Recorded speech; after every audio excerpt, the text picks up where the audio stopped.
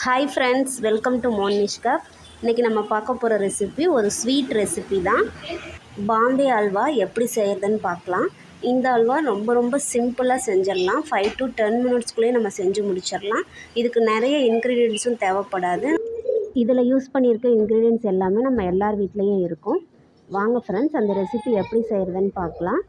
அதுக்கு முன்னாடி இந்த ரெசிபி செய்கிறதுக்கு என்னென்ன இன்க்ரீடியன்ட்ஸ் தேவைங்கிறத பார்த்துடலாம். கார்ன்ஃப்ளவர், சுகர், நெய், முந்திரி, கொஞ்சமாக ஃபுட் கலர், அப்புறம் வாட்டர். வாங்க ஃப்ரெண்ட்ஸ், இப்போ வீடியோக்குள்ளே போகலாம். அல்வா செய்கிறதுக்கு முன்னாடி நீங்கள் எந்த பிளேட்டில் அல்வா செஞ்சு ட்ரான்ஸ்ஃபர் பண்ண போகிறீங்களோ அந்த பிளேட்டில் ஃபஸ்ட்டு நெய் தடவி வச்சுக்கோங்க. நான் இன்றைக்கி எல்லாமே இந்த 1/4 கப் மெஷர்மெண்ட்டில் தான் யூஸ் பண்ணியிருக்கேன். நான் 1/4 கப் அளவுக்கு கார்ன்ஃப்ளவர் எடுத்திருக்கேன். இப்போ இதை ஒரு பவுலில் போட்டுக்கலாம். இப்போது இதில் நீங்கள் எந்த கப்பில் மெஷர்மெண்ட் எடுக்கிறீங்களோ அதே கப்பில் 3 கப் அளவுக்கு நம்ம வாட்டர் சேர்க்கணும்.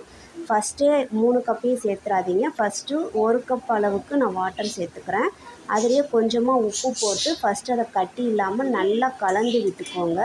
அதுக்கப்புறம் 2 கப் வாட்டரை நம்ம சேர்த்துக்கலாம்.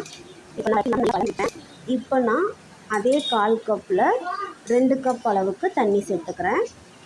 ஆல்ரெடி 1 கப் நான் சேர்த்துட்டேன். இப்போ 2 கப் சேர்த்துக்கிறேன். 1 கப் கார்ன்ஃப்ளவர் எடுத்திங்கன்னா 3 கப் அளவுக்கு வாட்ரு சேர்த்துக்கணும். நீங்கள் எந்த கப் எடுத்துருக்கீங்களோ அதே கப்பில் சேர்த்துக்கோங்க. இப்போ இதில் கொஞ்சமாக ஃபுட் கலர் சேர்த்துக்கலாம். கொஞ்சம் எல்லோயிஷாக கிடைக்கணுங்கிறதுக்காக நான் கொஞ்சமாக போட்டிருக்கேன். உங்களுக்கு நல்ல கலர் வந்து நல்ல பிரைட்டாக இருக்கணும் அப்படின்னு நினச்சிங்கன்னா இன்னும் கொஞ்சம் அதிகமாக ஃபுட் கலர் சேர்த்துக்கோங்க. இப்போது நம்ம சுகர் சேர்த்துக்கலாம். நீங்கள் எந்த கப்பில் அளவு எடுக்கிறீங்களோ அதே கப்பில் 2 கப் அளவுக்கு சுகர் எடுத்துக்கணும். நாளைக்கு 1/4 கப் கார்ன்ஃப்ளவர் மாவு எடுத்திருக்கேன். இப்போ அதே 1/4 கப்பில் 2 கப் அளவுக்கு நான் சுகர் சேர்த்துக்கேன். எந்த அளவுக்கு சுகர் எடுக்கிறீங்களோ அதே அளவுக்கு தண்ணி சேர்த்துக்கணும். நாளைக்கு 2 கப் அளவுக்கு சுகர் போட்டிருக்கேன்.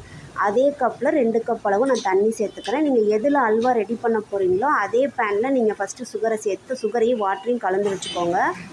இப்போது அந்த சுகர் வாட்டர் மிக்ஸ் பண்ணி வச்சுருக்க பேனை ஸ்டவ்வில் வச்சு நல்லா கலந்து விடுங்க. சுகர் கரைகிற வரைக்கும் கலந்தால் போதும்.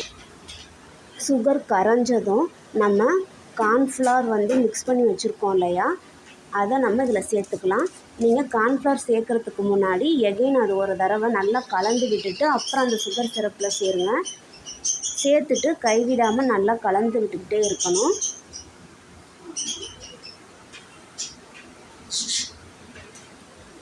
நீங்கள் எந்த கப்பில் கார்ன்ஃப்ளவர் எடுக்கிறீங்களோ அதே கப்பில் 1/2 கப் அளவுக்கு நெய் தேவைப்படும். நான் இன்றைக்கி 3/4 கப் அளவு நெய் எடுத்திருக்கேன். 1/2 கப் நீங்கள் கம்மியாக தான் நெய் சாப்பிட்டீங்கன்னா 1/2 கப்பே போதும். இந்த மாதிரி லைட்டாக ஒரு கண்ணாடி பதம் வர ஆரம்பித்ததும் நம்ம நெய்யை கொஞ்சமாக சேர்த்துக்கணும். ஒரேடியாக எல்லாத்தையும் சேர்த்துறாதீங்க. நான் இந்த 3/4 கப் நெய்யை 5 டைம்ஸ் கொஞ்சமாக சேர்த்துருக்கேன். சேர்த்துட்டு நல்லா கைவிடாமல் கலந்து விட்டுக்கிட்டே இருக்கணும். 2 மினிட்ஸ்க்கு ஒன்ஸ் அப்படி இல்லைன்னா 3 மினிட்ஸ்க்கு ஒன்ஸ் வந்து கொஞ்சமாக நெய் சேர்த்துக்கோங்க. இப்போ நான் திரும்ப கொஞ்சமாக நெய் சேர்த்து கலந்து விட்டுக்கிறேன்.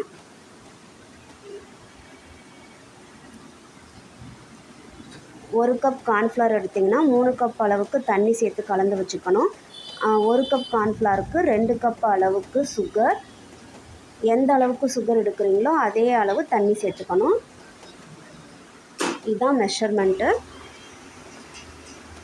இப்போது இதில் நான் முந்திரி பருப்பு சேர்த்துக்கிறேன். நான் நெய்யில் வறுக்காமல் அப்படியே தான் சேர்க்குறேன். உங்களுக்கு நெய்யில் வறுத்து சேர்க்கணுன்னா அதே மாதிரி சேர்த்துக்கோங்க.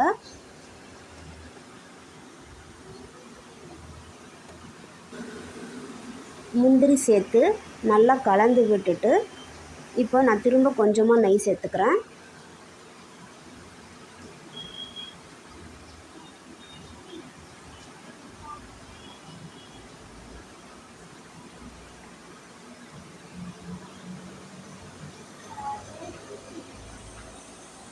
இப்போ ஃபைனல் ஸ்டேஜ் கிட்ட வரப்போகுது. அதனால் மீதி இருக்க நெய் எல்லாத்தையுமே அதில் நான் சேர்த்துக்கிறேன். அல்வா பாருங்கள், நம்ம தவாவில் ஒட்டாமல் நல்லா திரண்டு வந்திருக்கு பாருங்கள். இதுதான் ஃபைனல் ஸ்டேஜு. இப்போது இந்த ஸ்டேஜில் நம்ம ஸ்டவ் ஆஃப் பண்ணிவிட்டு ஆல்ரெடி நம்ம எதில் ட்ரான்ஸ்ஃபர் பண்ண போகிறோமோ அதில் நெய் தடவி வச்சுருக்கோம் இல்லையா, அதில் நம்ம ட்ரான்ஸ்ஃபர் பண்ணிக்கலாம்.